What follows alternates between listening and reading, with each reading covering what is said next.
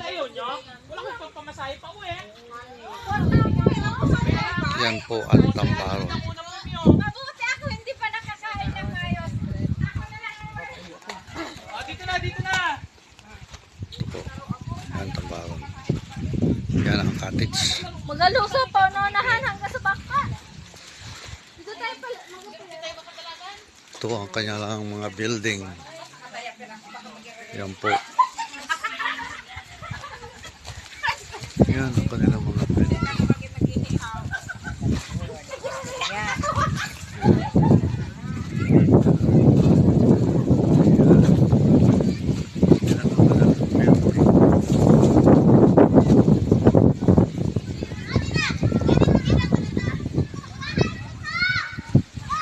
Playground.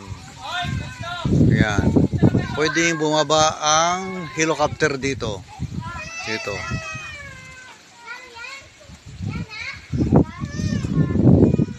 Yan po. Ayan. Personalities. Dapat. Yan ang cottage. Yan ang cottage.